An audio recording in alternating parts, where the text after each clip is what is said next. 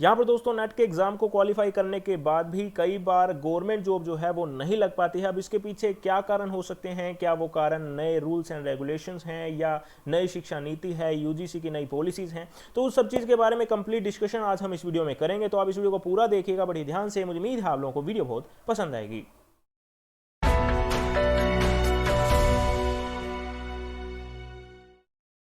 यहाँ पे दोस्तों वीडियो में आगे बढ़ने से पहले आप अगर इस चैनल पर नए हैं तो जरूर इस चैनल को सब्सक्राइब कर लीजिएगा, ताकि आने वाले टाइम में जो भी इंपॉर्टेंट वीडियो है चैनल आप लोगों को प्रोवाइड कराए उसका नोटिफिकेशन आप लोगों तक पहुंच पाए।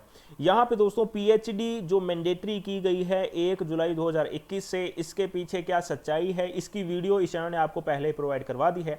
तो आप इस वीडियो को जरूर देख लीजिएगा। स्क्रीन पर जो आप ऊपर आई बटन देख रहे हैं, उस आई बटन में मैंने इस वीडियो को सबसे पहले डाल दिया है। तो आप इस वीडियो को देख लेंगे तो शायद आपको अच्छे से कंप्लीट इंफॉर्मेशन इसकी मिल पाएगी कि रियलिटी इसके पीछे क्या है। जो यहाँ पे कहा जा रहा था अलग अलग लोगों द्वारा कि भाई 21 जो आपका आने वाला ईयर है 2021 उसमें आपका मैंडेटरी कर दिया गया है, तो उसकी कंप्लीटली आपको इन्फॉर्मेशन मिल जाएगी। लेवल का यहाँ पे क्या मतलब था, प्रमोशन यहाँ पे किया जाएगा तो उसका क्या मतलब था, बेसिकली उसके बारे में हम वहाँ पे चर्चा कर रहे हैं। अब यहाँ पे दोस्तों जब भी आप किसी गवर्नमेंट जॉब की बात करते हैं असिस्टेंट प्रोफेसर के लिए, तो मिनिमम क्वालिफिकेशन क्या होती है? आप जानते हैं मिनिमम क्वालिफिकेशन यहाँ पे नेट की होती है। अब ये तो मिनिमम क्वालिफिकेशन होगी, लेकिन इससे ज़्यादा क्वालिफिकेशन वाले भी तो इस जॉब के लिए अप्लाई कर सकते हैं ना। जैसे नेट विद जेआरएफ वाले हो गए, नेट विद रिसर्च पेपर वाले हो गए, यानी रिसर्च पेपर पब्लिश जिन्होंने किया हुआ है, नेट विद पीएचडी वाले हो गए, या फिर ऐसे स्टूडेंट जिन्होंने सिर्फ पीएचडी ही कर रखी है। तो ये अलग अलग प्रकार के हमारे पास में कैंडिडेट्स हो जाते हैं। अब मैं आपके सामने यूजीसी की ऑफिशियल साइट लेकर आता हूं डियर।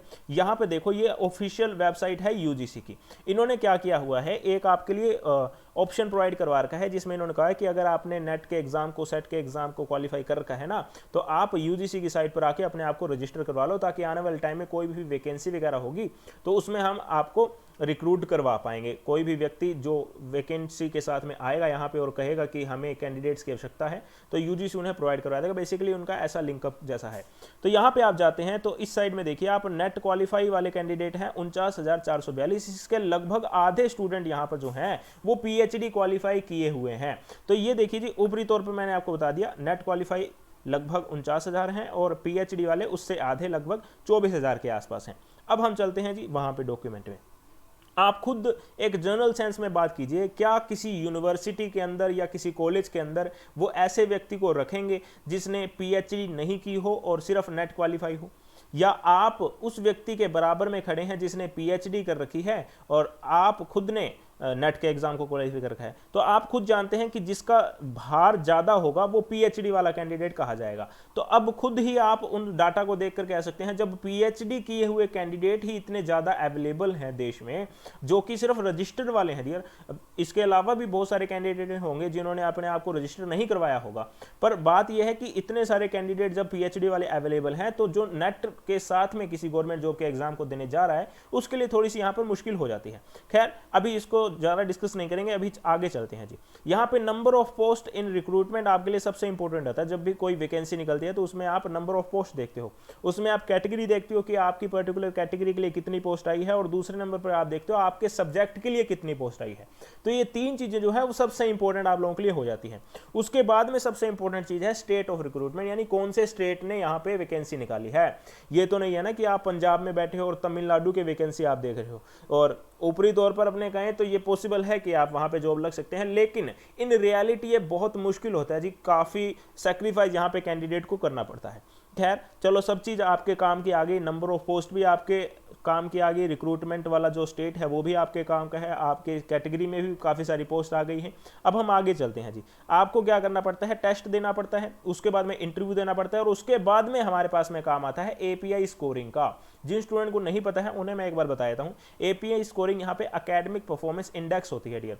ये आप लोगों की परफॉर्मेंस बताती है कि अभी तक आपके एकेडमिक्स में क्या परसेंटेज रहे थे, उसके हिसाब से आपको स्कोरिंग की जाती है। जैसे ग्रेजुएशन में आपके कितने नंबर आए थे, उसके बाद में पोस्ट ग्रेजुएशन में आपके कितने नंबर आए थे, नेट आपने सिर्फ नेट कर रखा है या जेआरएफ भी कर रखा है, एमफिल कर रखी है या नहीं कर रखी, रिसर्च पब्लिकेशन कर रखे हैं तो उसके नंबर दिए जाते हैं, पीएचडी कर रखे हैं तो उसके नंबर दिए जाते हैं। तो एपीआई स्कोरिंग जो है ना, यहाँ पे आके स्टूडेंट जो है वो मात खा जाता है। अगर मान लीजिए आपने नेट के एग्जाम को क्वालिफाई कर रखा है और मान लो चलो जेआरएफ भी कर रखा है, आपने गवर्नमेंट वैकेंसी निकली और उसमें टेस्ट दे दिया, आपका बहुत बढ़िया टेस्ट किया, बहुत अच्छे नंबर आपके आए थे, इंटरव्यू भी आपका बहुत ही ज़्यादा बढ़िया गया था, लेकिन क्या होता है एपीआई में यहाँ पे जिसने पीएचडी की होगी ना, वो सीधा आपसे छलांग लगाकर 30 मार्क्स आगे चला जाएगा जी। एपीआई स्कोरिंग जो है वो यहाँ पे पछाड़ जाती है स्टूडेंट को। सबसे बड़ी समस्या यहाँ पे एपीआई स्कोरिंग की आती है। अब वो कैंडिडेट जो उम्र में थोड़े कम है और पीएचडी अभी नहीं कर पा रहे हैं, तो उन्हें मैं ये कहना चाहूंगा कि आप सबसे पहले तो नेट के साथ में जेआरएफ की ओर तैयारी करें, एमफिल की ओर भी आप लोग जरूर जाएं, ताकि एमफिल कर लेंगे तो आपका एपीआई स्कोर जो है वो काफी अच्छा हो जाएगा। इससे पहले अगर आपकी परफॉर्मेंस अच्छी नहीं रही थी, मान लीजिए ग्रेजुएशन में, पोस्ट ग्रेजुएशन में परसेंटेज ज्यादा अच्छे नहीं थे, तो उसे चलो कोई बात नहीं, उसे नहीं बदला जा सकता है, लेकिन आने वाले टाइम में आप जरूर इसको सुधार सकते हैं। जैसे आपने एमफिल के अंदर एडमिशन ले लिया, तो एमफिल करने से आपको नंबर अच्छे मिल जाएंगे, एपीआई स्कोर आपका अच्छा हो जाएगा, नेट विद जेआरएफ होगा तो आपका एपीआई स्कोर अच्छा हो जाएगा, पीएचडी हो तो वो तो सबसे बढ़िया रहता ही है। तो यहां पे सबसे बड़ी समस्या जो है वो हमें एपीआई स्कोरिंग में देखने को मिलती है। और अगर कोई स्टूडेंट कहे कि जी ग्रेड पे वगैरह देखें, तो ग्रेड पे जो कॉलेज प्रोफेसर के लिए हमेशा ज्यादा ही होता है, उसमें कुछ वो बात नहीं है। तो ग्रेड पे तो कोई भी पीएससी होगी उसमें अच्छा खासा ही ग्रेड पे आपको देखने को मिलेगा। सबसे इंपॉर्टेंट चीज यहाँ पे नंबर ऑफ वैकेंसी और स्टेट ऑफ रिक्रूटमेंट होता है। तो ये एक सबसे बड़ी समस्या जो स्टूडेंट के सामने आती है, और ये जो बात है ना एपीआई स्कोरिंग वाली, एपीआई स्कोरिंग में ही स्टूडेंट फंसता है, ये बहुत कम स्टूडेंट को पता होती है। तो ये आपको पता होनी चाहिए। अगर आप किसी भी एग्जाम को दे रहे हैं, किसी भी एप्लीकेशन फॉर्म को भर रहे हैं, तो उसमें आपको अच्छा खासा एनालिसिस करना चाहिए कि भाई इसके अंदर इतनी पोस्ट है क्या कि मेरा नंबर आ जाएगा, मैं तो बहुत मिनिमम क्वालिफिकेशन के साथ में हूं। तो आपने नेट कर रखा है, बहुत अच्छी बात है, बहुत अच्छी अचीवमेंट भी यहां पे कही जाएगी, लेकिन इसी के साथ में बहुत से लोग ऐसे हैं देश में जिन्होंने इस अचीवमेंट को पहले ही प्राप्त कर लिया है।